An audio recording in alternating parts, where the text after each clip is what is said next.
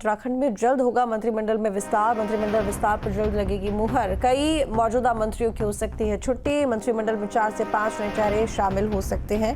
तो बता दें कि उत्तराखंड में नया फेरबदल होने वाला है। मंत्रिमंडल विस्तार किया जा सकता है। मंत्रिमंडल विस्तार के लिए लगातार कवायद जारी है। जल्द ही मुहर लग सकती है। बताया जा रहा है कि 3 से 4 मंत्री नए शामिल हो सकते हैं और कुछ जो मौजूदा मंत्री हैं उनमें भी बदलाव हो सकता है। धनराज हमारे साथ में जुड़े हुए हैं। धनराज, जानना चाहूंगी, यहाँ पर लगातार चर्चाएं तेज हैं मंत्रिमंडल विस्तार को लेकर। अभी तक कवायद कहाँ तक पहुंची है और क्या उम्मीद है कि कब तक वो सूची सामने आ जाएगी जिसमें नए मंत्रिमंडल विस्तार को लेकर जानकारी होगी?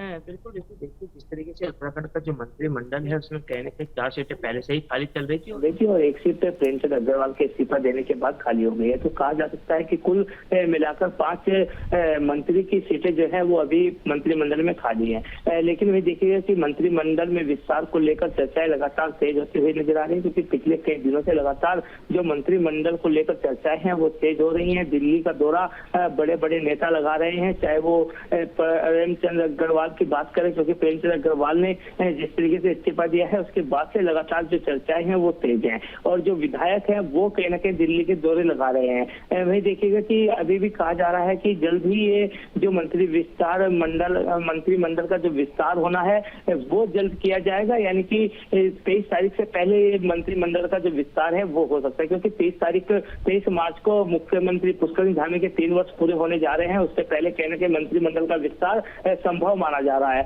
और देखिएगा कि दौड़ की यदि मैं बात करूं तो तमाम जो दावेदार हैं मंत्रिमंडल के वो लिस्ट जरूर लंबी है, लेकिन कुछ चेहरे ऐसे हैं कि जो दावेदारी में आगे चलते हुए नजर आ रहे हैं, जिसमें मैं आपको बता दूं कि जो चेहरा है मुन्ना सिंह चौहान का एक बड़ा चेहरा है कि जो मंत्री बन सकते हैं। इसके साथ ही विनोद चमोली है, इसके साथ ही कई ऐसे विधायक हैं कि जो मंत्रिमंडल की दौड़ में आगे निकलते हुए नजर आ रहे हैं।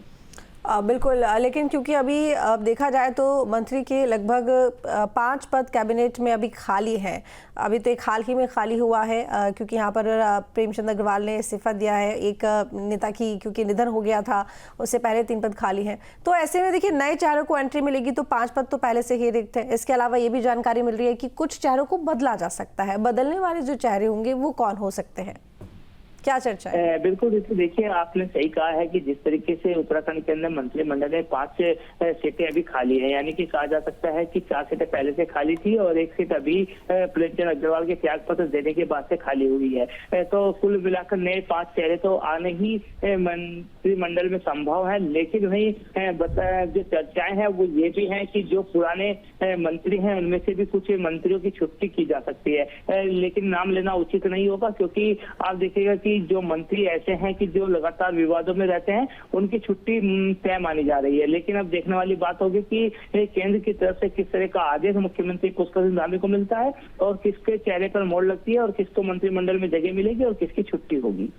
बिल्कुल, और इसके साथ ही ये भी जानना चाहूंगी कि ये भी जानकारी मिल रही है कि युवा चेहरे हैं उनको वरीयता दी जा सकती है, लेकिन जाहिर तौर पर युवा चेहरे के साथ साथ ये भी ज़रूरी है कि एक्सपीरियंस भी हो, और एक्सपीरियंस होगा, अनुभव होगा, तभी जो काम है वो ठीक तरीके से चलेगा, क्योंकि ये पोस्ट ही ऐसी है, ये पद ही ऐसा है। तो ऐसे में ऐसे कौन से चेहरे हैं जिनके नामों को लेकर चर्चाएं हैं कि वो कैबिनेट में इस बार शामिल हो सकते हैं?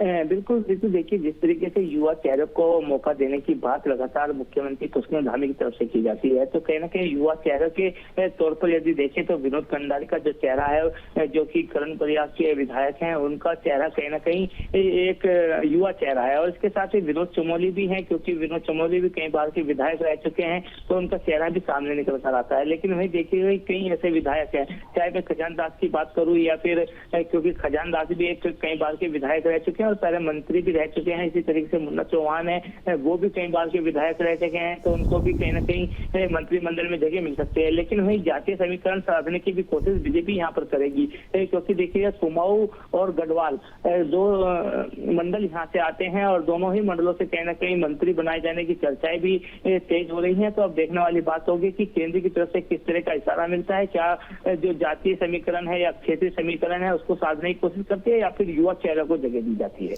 ये भी जानकारी मिल रही है कि मुख्यमंत्री धामी दिल्ली का रुख कर सकते हैं आखिरी मुहर के लिए। जी बिल्कुल, देखिए आपको बता दूं कि मुख्यमंत्री पुष्कर धामी जब भी मंत्रिमंडल का विस्तार होगा तो दिल्ली जरूर जाएंगे, क्योंकि दिल्ली के में चर्चा होने के बाद ही कहीं ना कहीं उन चेहरों पर मोड़ लगेगी जिनको मंत्री बनाया जाना है। तो इसको लेकर कहीं ना कहीं मुख्यमंत्री पुष्कर धामी किसी भी समय दिल्ली का दौरा कर सकते हैं और इसके लिए कहीं ना कहीं सभी जो विधायक हैं, यानी कि जो कहा जाए कि मंत्री की दौड़ में आगे चल रहे हैं, वो भी लगातार दिल्ली का रुख कर रहे हैं, लगातार दिल्ली के चक्कर काट रहे हैं, बीजेपी कार्यालयों के चक्कर काट रहे हैं। लेकिन अब देखने वाली बात होगी कि जो आला कमान है वो किस तरीके से मंत्रिमंडल में नए चेहरों को जगह देता है।